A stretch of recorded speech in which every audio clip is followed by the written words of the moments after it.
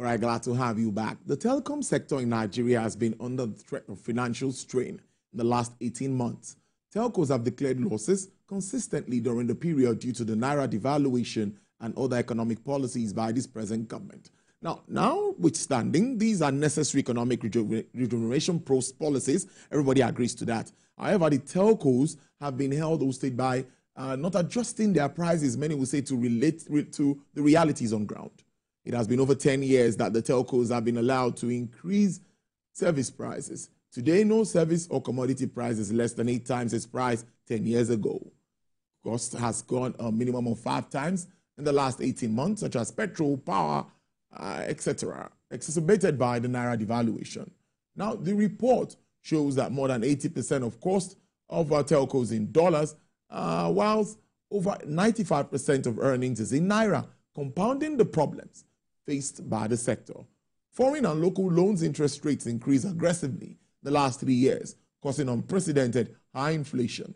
Let's speak to this development. I have Mr. Modupe Okeowo, who joins me from Canada. He is the country manager, L2SAT Group. He is to discuss this topic. It's good to see you, Mr. Modupe. How are you today? I'm very well, too. Good to see you too. How is everything? Thank you so much.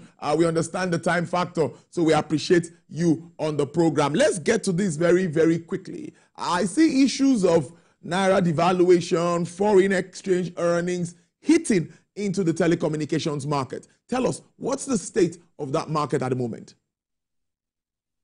Yeah, as it can be seen very obvious today that the telco industry is really bleeding. And of course, we can see the pros, and cons, today of the effect of the economic decisions, by the present administration. But that is not to leave the fact that we have seen very positive growth in the telecoms industry in the last few years. We have seen the 5G technology being commercialized by major telcos in Nigeria. And we have also seen the advent, of satellite capacity, such as Starlink, the LEO capacity of Starlink being launched recently over the country, and as well as the introduction of Eutelsat OneWeb LEO capacity in the country. So generally, we are seeing very, positive, growth in the sector. We have seen data consumption, which is increasing based on the digital products and services that are being, introduced, and people are adopting very well in the country today. So we have seen a lot of, positive changes and effect that telecommunications is bringing to Nigeria today. However, we've also noticed with the introduction of the name link to SIM, that is now very compulsory, and the NCC, the regulatory authority, NCC, have taken steps to ensure that this is implemented by all telcos.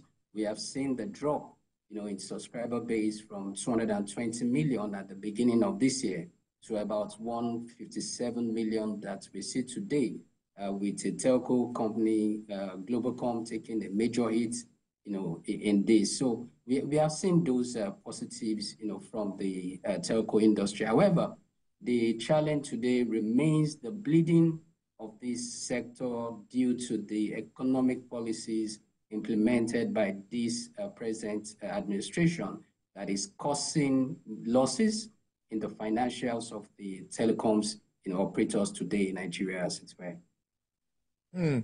That's a good overview, really, of what's been playing out. And just like I said earlier, too, that there seems to be a series of ups and downs around that space. So let's identify specifically some of these issues. And can we try to profile solutions? Do we have the way out of this? Because the telecommunications sector remains very, very important to the growth of any economy.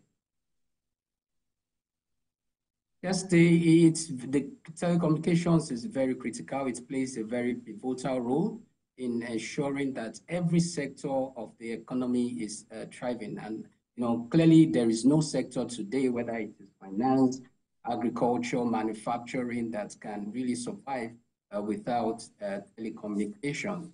So telecoms play a very pivotal role. But what we are seeing today, which is the issues as regards the pricing of services in the telecom sector, is affecting the growth and investment in this sector. Now, I would want to just refer to the comments of one of the CEOs of the major telco in Nigeria, specifically MTN, during the AGM meeting early this year, stating that the increases of telco operators today, and over 10 years we have not seen any price increase, and this is causing the telco operators to bleed. So basically, you can just say that the telecoms are being forced to subsidize prices of telecom services in Nigeria today. So you can imagine government saying that the effect of increase in these prices will affect everyone. But let's look at it, for example, Tulu. You have the banks today declaring trillions, hundreds of billions of naira. Some of them are going to declare over 1 trillion naira, profits, this year. These are the people that, the government is expecting the telcos to subsidize. Data shows also that over 60 million youths spend an average of 2,000, naira on a daily basis, for betting, for gambling, 2,000 naira. So that is about 60,000 naira on a monthly basis, for gambling. These are the people that the telco operators today are subsidizing. All right, so that is really making this sector to bleed a lot, and it's very important that the government, allow the telco operators to be able to increase, prices. Yes, I do acknowledge the fact that the NCC Q1 this year initiated the study of the cost of operations in the telco sector in order to be able to allow for increase in prices, which is expected that by 13th of this month, that's in about 2 days, for that to be announced.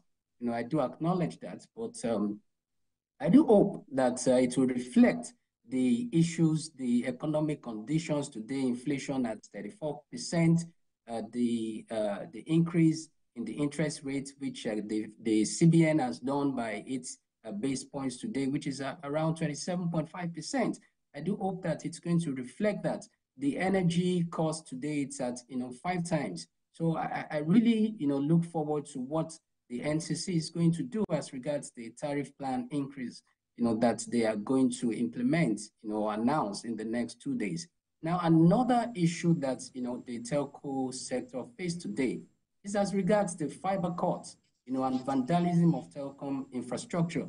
You can imagine in 2023 alone, MTN, saw about 6,000, cases of fiber cuts, about 1,000, on a monthly basis for Airtel. So these are challenges, and this is costing billions, of naira, and of course, affecting the services rendered by this, sector to the consumers at large.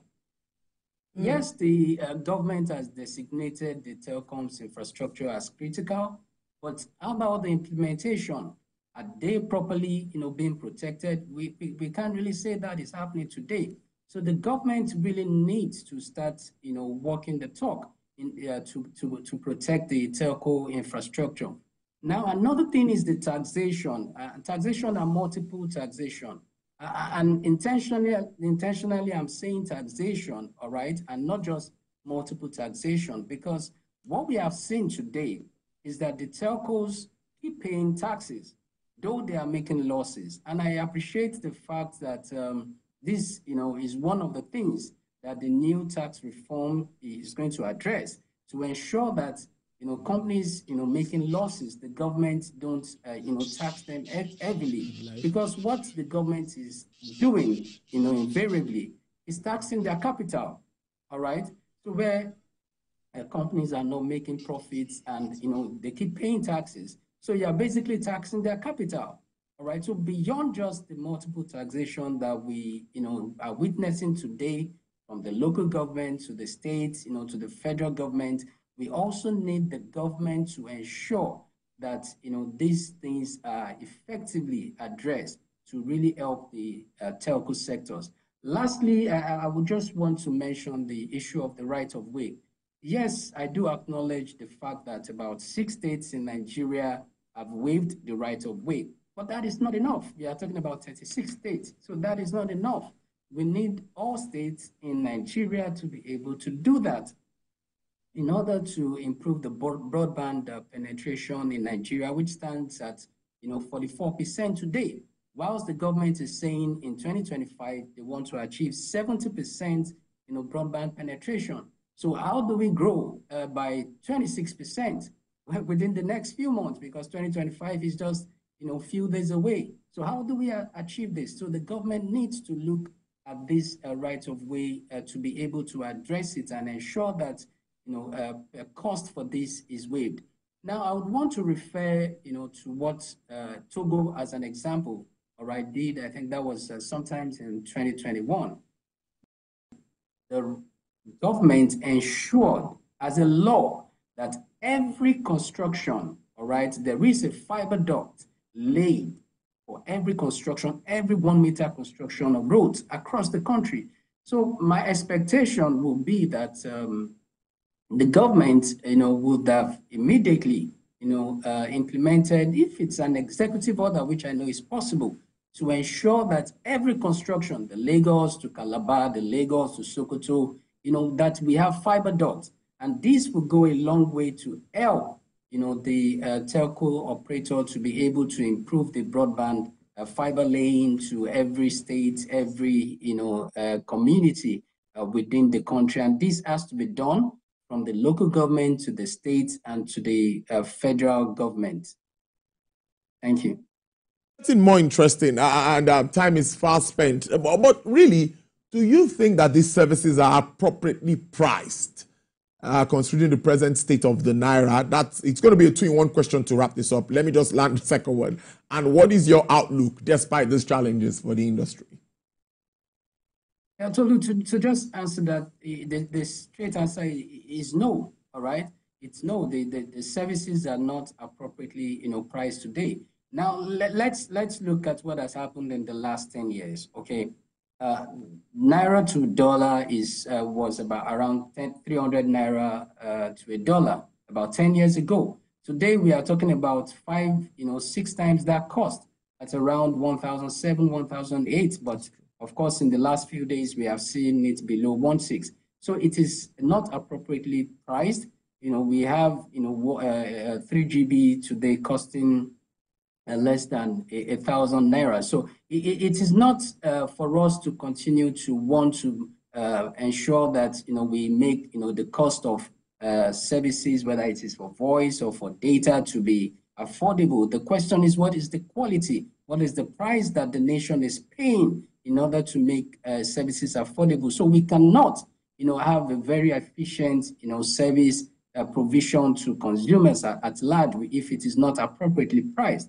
We have inflation at 34%, and of course we have energy costs at 5 times what it was last year. So you will just see that it is very obvious that the telcos is really lacking behind when it comes to implementation of prices as regards the realities today. Even government services, they've increased prices.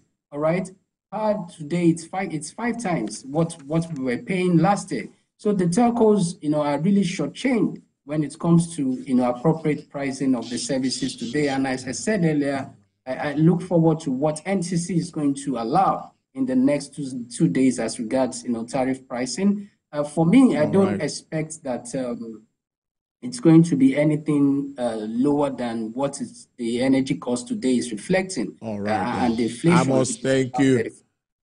Yeah, that's our time. I must thank you so much. I've been speaking to Mr. Modupe Okeowo, who joined me from Canada, country manager, Etosat Group. We are going to have part 2 of this conversation because it's really a topical thing, and we'll do that some other time. Do enjoy the rest of your day. We thank you so much for your time. Thank you. Thank you. I appreciate having me. Thank you. All right, there. Well, let's